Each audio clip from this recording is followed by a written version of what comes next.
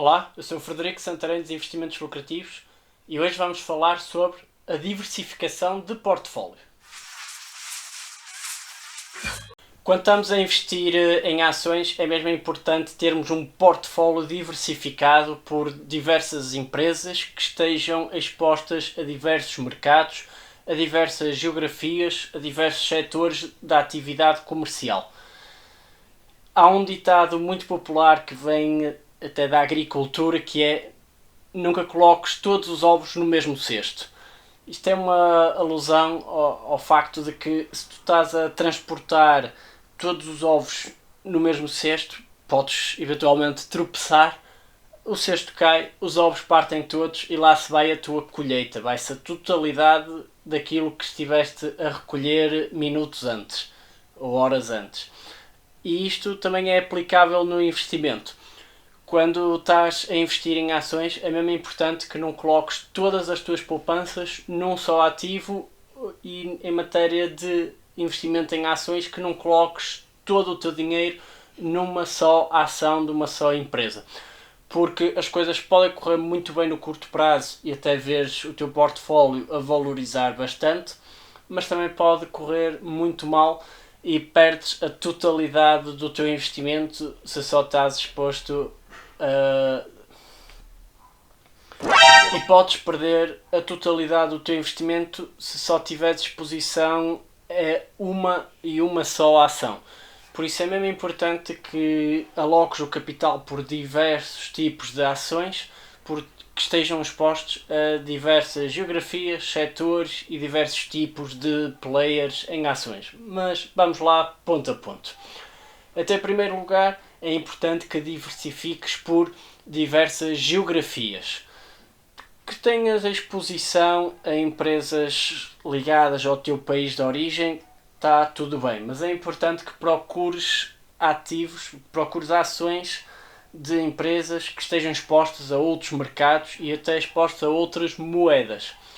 Imagina que, se tu tens um salário em Portugal, se tu fazes a tua vida em Portugal, tens casa em Portugal, ou tens um emprego em Portugal, ou tens esse salário na tua conta bancária todos os meses em Portugal, tu já estás com uma exposição muito grande ao setor em Portugal, aos diversos setores em Portugal. Já estás com uma exposição muito grande à economia portuguesa e à moeda euro. Então é importante que tenhas na tua carteira empresas que estejam ou nos Estados Unidos, ou no Canadá, no Reino Unido, na Austrália, na China, no Japão, etc, etc. Isto dá-te não só uma diversificação por geografias, como te expõe a mercados com diferentes operações, mercados que têm uma moeda diferente e por isso permite-te oferir rendimentos que estejam indexados ao dólar americano, ao dólar canadiano, ou à libra, ou ao iene, ou a outras moedas. É mesmo importante então esta diversificação por geografias. Depois é importante a diversificação por setores. Ter exposição ao setor do retalho, às biotecnológicas, às tecnológicas, às farmacêuticas, ao setor da banca, setor automóvel, energia, etc, etc, etc. Isto porquê? Porque num dado momento do tempo poderão uns setores estar em alta e outros em baixa, por algum motivo que para aqui não interessa propriamente entrar em detalhes, em exemplos, mas reconheces que ao longo dos anos há setores que estão mais em alta do que outros. Por exemplo, ainda agora, até há bem pouco tempo, o setor do turismo estava muito forte a nível global, e de repente, com a entrada de um vírus nas nossas vidas, um vírus novo, causou todo este pânico que estamos a viver, que estamos a observar à nossa volta, e isto mudou o paradigma, e o setor do turismo já não está tão forte. O setor do turismo já não está tão forte, e outros setores recuperaram mais a sua força, como por exemplo o setor do retalho ou até as farmacêuticas que estão à procura, estão numa luta desenfreada à procura de uma cura para este novo vírus. Depois também é importante que tenhas exposição a diferentes tipos de players, aquilo que se consideram large caps, medium caps, small caps, etc. O que é isto? Isto tem a ver com a capitalização bolsista das empresas que estão cotadas em bolsa. Uma large cap é uma empresa que tem uma capitalização bolsista muito elevada, normalmente superior a 10 bilhões ou a 100 bilhões de euros ou de dólares. Uma empresa de pequena capitalização bolsista, pelo contrário, é aquela empresa que tem uma capitalização inferior a 1 bilhão, há quem diga que seja inferior a 100 milhões de euros ou 100 milhões de dólares, mas já estás a perceber que large caps são empresas que são muito grandes, small caps são empresas que ainda são pequeninas e as medium caps encontram-se algures aqui pelo meio. E isto oferece diferentes perspectivas de investimento, diferentes probabilidades, diferentes potencialidades de retornos, mas também oferece diferentes riscos. Por exemplo, ao passo que as large caps já são empresas muito grandes, muito sólidas, já oferecem muitos produtos, muitos serviços, têm muitos clientes, já são gigantes na sua indústria, no seu nicho de mercado, o seu potencial de crescimento é muito menor, porque elas já cresceram muito e por isso é que valem 100 bilhões, 500 bilhões de dólares, 1 trilhão. Há algumas empresas que já valem 1 trilhão de dólares e elas já cresceram tanto que acabaram por quase que atingir um platô, o chamado um planalto num gráfico.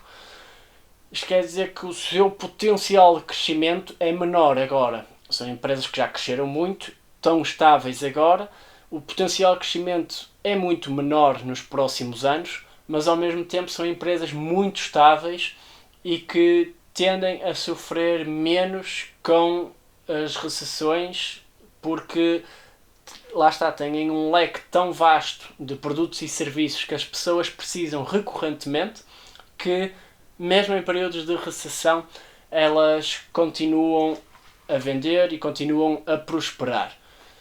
Pelo contrário, as small caps, as empresas de pequena capitalização bolsista, por serem ainda muito pequenas, têm um potencial de valorização muito mais elevado. Uma empresa que valha 100 milhões, ela pode vir a crescer e valer 1 bilhão, 10 bilhões, 100 bilhões, 1 trilhão. Então o potencial retorno ao longo do tempo é superior nas empresas de pequena capitalização bolsista.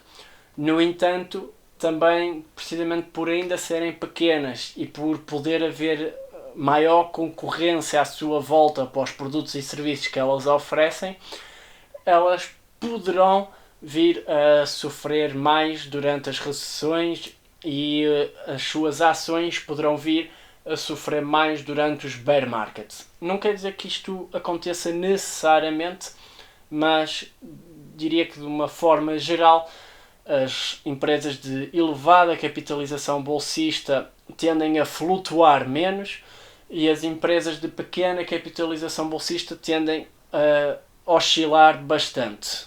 Apresentam retornos elevados, mas também com oscilações bastante consideráveis no curto e médio prazo. Depois temos aquelas que são consideradas ações muito defensivas.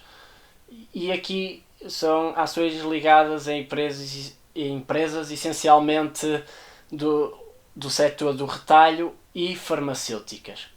Pensa que mesmo quando a economia está mal, mesmo quando estamos em períodos de recessão, em que o desemprego é elevado, em que as empresas estão a fechar, os consumidores compram menos, há certos produtos que continuam a ser vendidos, independentemente se a economia está bem, se está mal.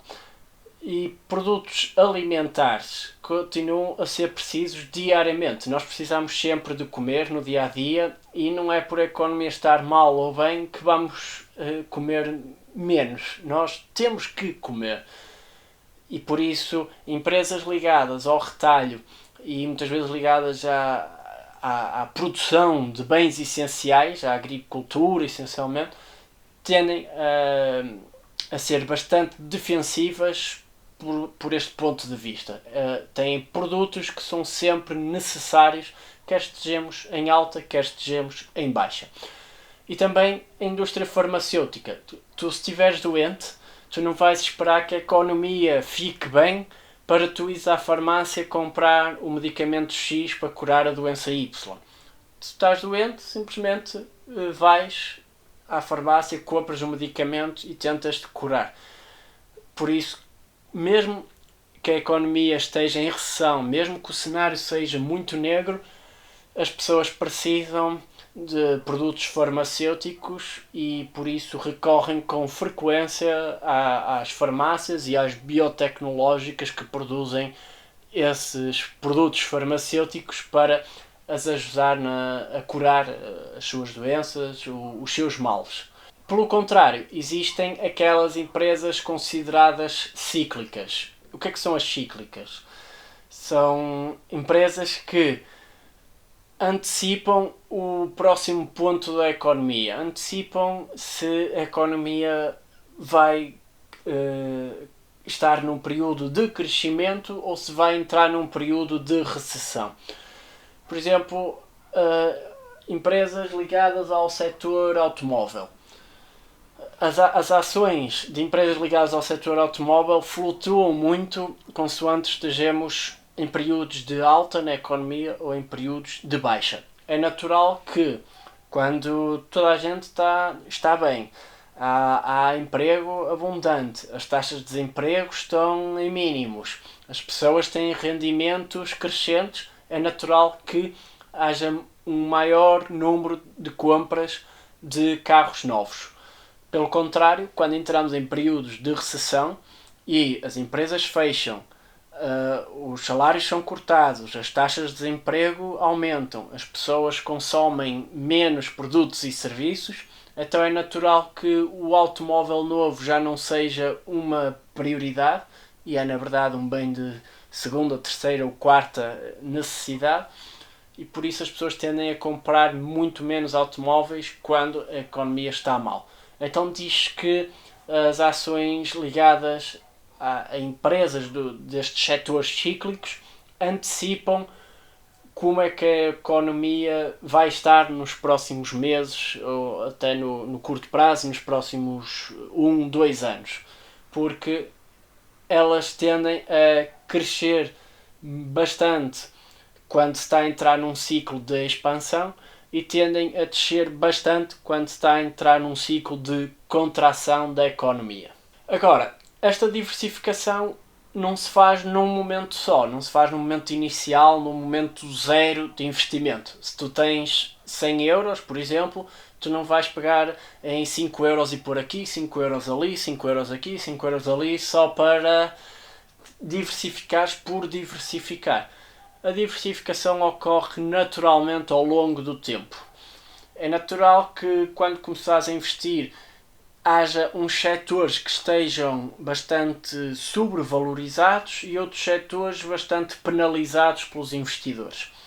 Há de haver certas geografias que estão a sofrer mais do que outras. Há de haver certas geografias onde os investimentos poderão oferecer melhores retornos do que noutras. Então, o teu portfólio vai-se construindo devagarinho. Hoje tu consegues identificar um bom investimento aqui, daqui a 2 meses identificas um outro investimento ali, daqui a 1 ano identificas um outro excelente investimento num setor diferente que ainda nem tinhas exposição. E por isso a diversificação vai-se montando devagar. Não queiras fazer tudo no dia 1 porque isso não vai dar bem. Não vai dar bem, não vai correr bem, porque é algo que tem que ser montado naturalmente com o tempo e ser ajustado ao longo do tempo. Há momentos em que o meu portfólio está mais exposto a um setor do que noutro. Por exemplo, atualmente eu estou devagarinho a começar a expor mais ao setor do turismo, da hotelaria, das viagens, algo que há 2 anos atrás a realidade era bem diferente e eu estaria mais exposto ao setor tecnológico e da banca, por exemplo. Por isso é natural que o teu portfólio se vá ajustando conforme as oportunidades. Esta era a mensagem que te tinha para trazer hoje sobre como diversificares o teu portfólio por diferentes geografias, por diferentes setores e por diferentes tipos de players. Espero que consigas diversificar muito bem o teu portfólio. Isso é mesmo importante para te oferecer uma maior rentabilidade em diversos ativos, em diversas exposições que tens a diversos mercados ao longo do tempo. Diz-me aí nos comentários de que forma é que estás a diversificar o teu portfólio, a que setores é que estás mais exposto ou exposta, ou a que setores pensas vir a expor-te mais no futuro e o porquê. Eu gostaria muito de saber de que forma é que estás a organizar o teu portfólio e o que é que te leva a expor mais a um dado setor do que outro. Ok? Saudações lucrativas. Tchau, tchau.